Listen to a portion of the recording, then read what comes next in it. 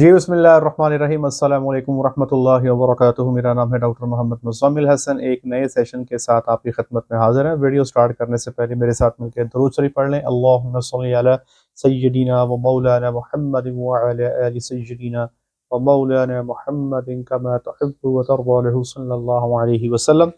आज के सवालात आपकी खिदमत में लेकर आए हैं। बड़े इंटरेस्टिंग सवाल हैं, सुनिएगा एक एक करके। टोटल 5 सवाल हैं। सवाल नंबर 1। अस्सलाम वालेकुम रहमतुल्लाहि व बरकातहू। जी डॉक्टर मुज़म्मिल साहब, क्या हाल चाल है? कैसे हैं जी? सब खैरियत? तबीयत से ठीक है जी?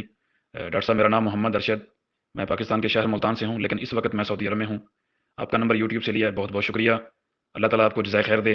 और मेरी रहनुमाई करने के लिए और मेरे जैसे अनपढ़ की फेसबुक के ज़रिए या यूट्यूब के ज़रिए रहनुमाई करने के लिए बहुत बहुत शुक्रिया। अल्लाह ताला आपको इसका अजर अज़ीम दे और अल्लाह ताला आपको दुनिया और आखिरत में हमेशा कामयाबी दे। बहुत बहुत शुक्रिया। तो डॉक्टर साहब, मेरा सवाल ये है कि मेरे पास तकरीबन, मैं आपको एक मिसाल भी है नहीं है, क्योंकि मैं अभी महीने तक जाके खरीदने वाला हूँ, फार्म बनाने वाला हूँ। तो ये रहनुमाई करना चाहता हूँ कि मिसाल के तौर पे मैं 20 बछड़ी ले रहा हूँ या 20 कटलियाँ ले रहा हूँ। 1 साल की हैं वो, यानी कि साल साल उनकी उम्र हो चुकी है।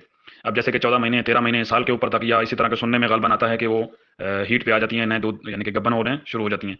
मेरा सवाल ये है कि मैंने 20 बछड़ियाँ खरीदी हैं, तो वो हीट पे नहीं है, लेकिन उम्र उनकी बराबर है। अगर हीट में आ गई हैं तो 2-4 हैं काफ़ी, यानी कि आधी हैं, आधी हीट पे नहीं है। या जैसे 20 हैं, 5 हीट पे हैं, 15 नहीं है। तो मैं डेयरी फार्म बनाने की नीयत में कारोबार करना चाहता हूँ, लेकिन इरादा यही है कि 20 की 20 जो हैं, चलें एक दो तो उसको निकाल देते हैं, तकरीबन 18-19 जो है वो एक साथ बच्चे दें।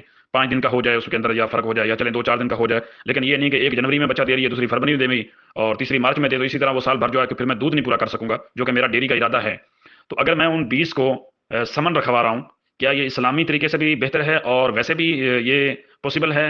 यानी हीट पे नहीं है, अगर हीट पे हैं 2-4 हैं, लेकिन मैं चाहता हूँ सब एक साथ हीट, यानी कि वो उनकी जो है समन रखवाएं, या उनको बोल से करवाया जाए। सब के 20 एक साथ उनको करवाया जाए और एक साथ बच्चे दें। अगर बच्चे देने में 2-4 दिन में फर्क हो तो कोई इतना बड़ा इशू नहीं है, लेकिन जैसा मैंने बताया कि 1 जनवरी में हो रहा है, 1 फरवरी में, यानी कि 12 महीने बच्चे देती रहे, तो फिर मैं दूध कैसे मुकम्मल करूंगा, जो कि मेरा इरादा डेयरी फार्म का है। तो ये मुझे जरा बताइए कि बगैर हीट के मैं उनको समन रखवा सकता हूँ? ये दोनों यानी कि तरीकों से बताना है, इस्लामी से भी और वैसे आपकी डॉक्टरी नॉलेज से भी। इसमें ये पॉसिबल है? हीट पे नहीं है, उसको समन रखवाया है, क्या वो ठहर सकता है? आपका बहुत बहुत शुक्रिया, अल्लाह ताला आपको जज़ाए खैर दे। अगर मेरा मैसेज लंबा हो तो मैं इससे माजरत चाहता हूँ। ये कह रहे हैं जी कि एक बच्चियों का कारोबार करना चाहते हैं। बच्चियों को प्रेग्नेंट करके इनकी ख्वाहिश है कि जब वो बच्चा देने पे आए तो उन बच्चियों को इनका ये दूध निकालें और मार्केट में सेल करें। अब इनको प्रॉब्लम ये है, ये फार्मर कह रहे हैं कि मुझे टेंशन ये है कि ये बच्चियां अपनी मर्जी से हीट में आएंगी। कोई 2 इस हफ्ते में आ जाएंगी, कोई 2 अगले हफ्ते में आ जाएंगी, कोई 2 महीने के बाद आ जाएंगी। तो ये चाहते हैं कि इनकी बच्चियां जो है जल्दी से जल्दी जो है कम से कम टाइम पीरियड के अंदर सुआ दें, ताकि इनके पास जो दूध की पैदावार है वो फार्म पे अच्छी हो जाए। जी हाँ, इस सवाल का जवाब ये है, बिल्कुल ये मुमकिन है। उसके लिए क्या करना होगा, आपको जानवरों को सिंक्रोनाइज करना होगा या प्रोटोकॉल लगाना होगा। उसका तरीकेकार ये होता है कि आपके पास अगर फॉर एग्जांपल 20 जानवर हैं, तो 20 जानवरों को सबसे पहले उनकी बच्चेदानी चेक की जाएगी, 20 जानवरों की ओवरीज चेक की जाएंगी। उसके बाद उन जानवरों को प्रोटोकॉल लगाया जाएगा। हम जो बच्चियों को प्रोटोकॉल लगाते हैं वो डबल ऑफ सिंक का प्रोटोकॉल लगाते हैं। डबल ऑफ सिंक का जो प्रोटोकॉल है वो मैं आपको बता देता हूँ। अगर मिसाल के तौर पे आप 1 मार्च को वो प्रोटोकॉल शुरू करते हैं, तो 1 मार्च को कंसेप्टाल का टीका आप 5 सीसी लगाएंगे। फिर 7 मार्च को आप साइक्लोमेट का टीका 4 सीसी लगाएंगे। फिर 9 मार्च को आप कंसेप्टाल का टीका दोबारा 5 सीसी लगाएंगे। यहाँ पर कुछ जानवर आपके हीट में आ जाएंगे। जो जानवर यहाँ पर आपके हीट में आ जाएं, आप उन जानवरों को इंसेमिनेट करवा देंगे। जो जानवर यहाँ पर आपके हीट में ना आए, उनको 16 मार्च को दोबारा कंसेप्टाल 5 ml लगाएंगे। उसके बाद 23 मार्च को साइक्लोमेट 4 ml लगाएंगे। 24 मार्च को साइक्लोमेट 4 ml लगाएंगे। 25 मार्च जो है उसको आप कुछ नहीं करेंगे। और 26 मार्च को सुबह के टाइम जो है 5 से 6 बजे आप कंसेप्टाल 5 ml लगाएंगे और शाम के वक्त आप जानवरों की इंसेमिनेशन करवा देंगे। ये सारे टीके जो आपको बताए हैं, ये आपने शाम को 6 बजे लगाने हैं। आखिरी टीका जो 26 तारीख को लगाना है वो सुबह को 6 बजे लगना है। ये दोबारा सुन लीजिएगा, देख लीजिएगा, सुन लीजिएगा और इसको नोट कर लीजिएगा। अब इसमें होता ये है कि अगर आप 20 जानवरों को इंसेमिनेट करवाते हैं, जाहिर बात है बच्ची हैं, तो आपकी कोशिश होगी कि आप सेक्स सीमन का इस्तेमाल करें। तो जब आप इन जानवरों को एक दफ़ा इंसेमिनेट इकट्ठा कर लेंगे, तो अमूमी तौर पे बच्चियों में जो कंसेप्शन आता है वो 60% से लेके 80% तक आ जाता है। ठीक है, ये आपकी लक है। आपके सीमन की क्वालिटी पे डिपेंड करता है, आपके हार्मोन्स जो भी इस्तेमाल करते हैं उनकी क्वालिटी पे डिपेंड करता है, आपकी खुराक पे डिपेंड करता है। तो खुराक जो आपका इंसेमिनेटर जो है उस पर भी डिपेंड करता है, आपका टाइम ऑफ एआई उस पर भी डिपेंड करता है। तो इस तरह से जो है आप अपने जानवरों में अगर 20 जानवर हैं तो 12 से 16 जानवर जो है आपके पहली दफा ही इंशाअल्लाह अज़ीज़ प्रेग्नेंट हो जाएंगे, और फिर ये जानवर जो है 8 से 9 महीने बाद जो है इकट्ठे जो है 10 दिन के फर्क के से आपको बच्चा दे देंगे इंशाअल्लाह। तो सिंक्रोनाइजेशन करके जो है आप अपने जानवरों को एक ही टाइम पे उनके सूबे को इंश्योर कर सकते हैं, ताकि आपके पास जो दूध की पैदावार है वो ठीक से आए। अगर आप सिंक्रोनाइज नहीं करेंगे तो जानवर अपनी मर्जी से हीट में आएंगे। हो सकता है ये 20 जानवर जो है ये 4 या 5 महीने के मुद्दत के अंदर में आहिस्ता आहिस्ता हीट में आते रहें, और जाहिर बात है अगर 4-5 महीने में हीट में आएंगे तो आज से 9 महीने बाद जो ये बच्चा देंगे तो वो भी 4 से 5 महीने के अंदर ही दे रहे होंगे, तो उससे आपकी जो दूध की पैदावार जो आपको चाहिए वो टारगेट आपका पूरा नहीं हो रहा होगा। तो आप सिंक्रोनाइज करके प्रोटोकॉल लगा के, इसमें खुराक बड़ी इंपॉर्टेंट है। प्रोटोकॉल का रिजल्ट आपको तब भी मिलेगा जब आपके पास जानवरों की खुराक अच्छी क्वालिटी की होगी, ठीक है। यहाँ पर साइलेज लाजमी इंश्योर करें, अच्छी क्वालिटी का मिनरल लाजमी इंश्योर करें, अच्छी एनर्जी और प्रोटीन का वंडा लाजमी इंश्योर करें। सवाल नंबर 2। ये जनाब यार ये सवाल है जी, इन्होंने ये फ़ोटो भेजी है, ठीक है।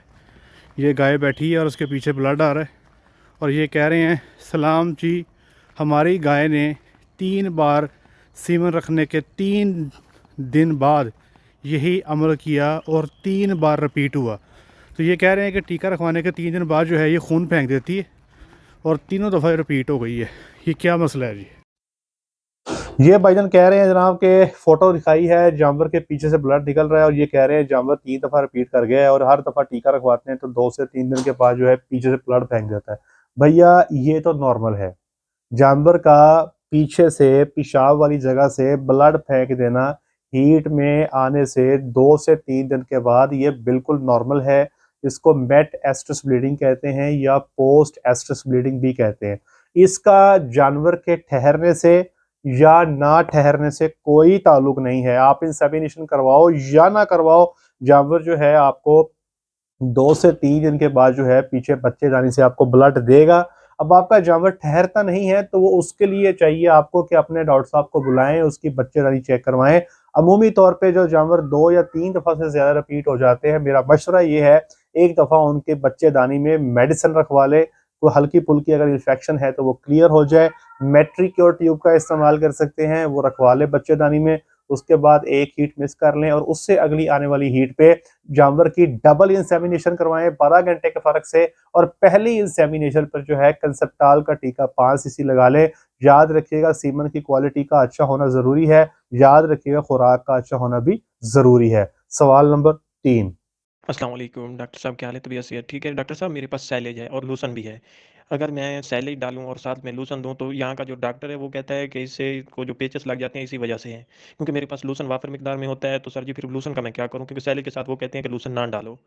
तो सर जी आपसे रहनुमाई ये चाहिए थी कि क्या इसी वजह से इनको पेचेस लगते हैं या कोई और वजह है? वाले जी ये कह रहे हैं कि इनके पास साइलेज और लूसन है, और ये जब भी डालते हैं तो जानवर को पेचिश लग जाते हैं, और डॉक्टर साहब ने इनको मना कर दिया है कि ये साइलेज और लूसन को जो है इकट्ठा इस्तेमाल न करें। देखिए मेरे से बहुत सारे लोग मैसेजेस पर रब्ता करते हैं, अमूमी तौर पे हमें पता ही नहीं है कि पेचिश किसे कहते हैं और जो है ना जी एक्चुअल में सही गोबर होता क्या है। उस चीज़ को जानने के लिए सबसे पहले ये एक छोटी सी वीडियो है, ये देख लें। अब ये जो गोबर आप देख रहे हैं, ये गोबर का स्कोर है 2, बिल्कुल पतला सा है, ठीक है जी। एक तो ये स्कोर आपने देख लिया, फिर ये देख लें ये गोबर, ठीक है, ये पतला सा, ये है गोबर का स्कोर 3, और ये आइडियल है। इस किस्म के गोबर को आइडियल गिना जाता है। इधर आ जाए, ये है स्कोर 4। हमारा फार्मर जो है कुछ इस किस्म का गोबर पसंद करता है, ठीक है।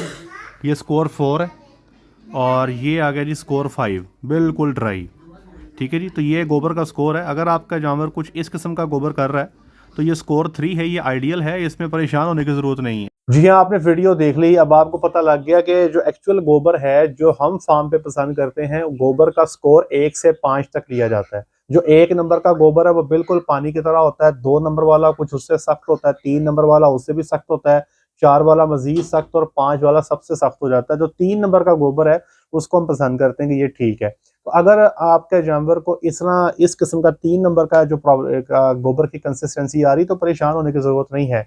अगले नंबर पे जब आपने इस्तेमाल करना है ना लूसन, तो लूसन को कुतर के साइलेज के अंदर मिक्स करके और फिर वंडा भी मिक्स करके इसका गितावा बना के ही जानवर के आगे रखें। इंशाअल्लाहुल अज़ीज़ आपका जानवर जो है वो बेहतर और अच्छा परफॉर्म करेगा। ये सवाल नंबर 4। अस्सलाम वालेकुम डॉक्टर साहब, क्या हाल है? ठीक है डॉक्टर साहब, तैयब बात कर रहा हूँ चिचौतनी से। ये थोड़ी सी मालूमात चाहिए थी। एक सरकारी डॉक्टर वैक्सीन लेके गए हैं गल घोटू की, तो उन्होंने बोला है कि ये गब्बन जानवर को नहीं लगानी। तो मैंने कहा सर वैक्सीन है, हर जानवर को लग सकती है, अगर खुदा ना खासा गब्बन को वो मसला हो गया गल घोटू का तो क्या करेंगे? उन्होंने कहा बहरहाल जी नहीं लगानी। तो मैंने कहा आपसे पता करता हूँ क्या है कि ये लगानी चाहिए गब्बन जानवरों को या वाकई नुकसान देती है अगर गब्बन जानवर को लगाएं तो? ये कह रहे हैं जनाब के वैक्सीन जो है डॉक्टर साहब ने दी है एचएस की, सरकारी वैक्सीन दी है, और वो कह रहे हैं कि गबनों को आप ना लगाएं। तो क्या ये गबनों को ना लगाई जाए? और अगर फॉर एग्जांपल कल को बीमारी किसी प्रेग्नेंट एनिमल के अंदर आ गई तो क्या बनेगा?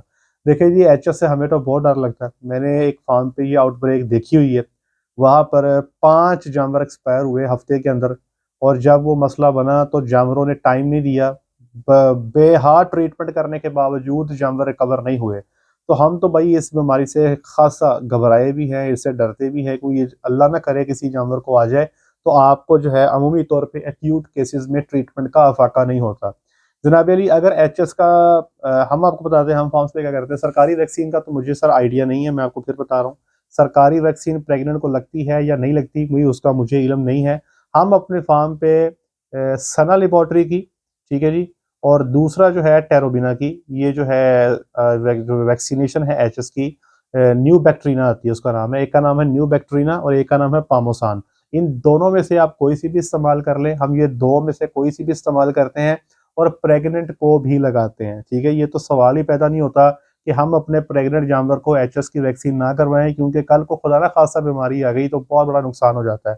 फिर बता रहा हूँ, सरकारी वैक्सीन मैंने ना कभी इस्तेमाल की है, ना मुझे उसकी रिकमेंडेशन का पता है।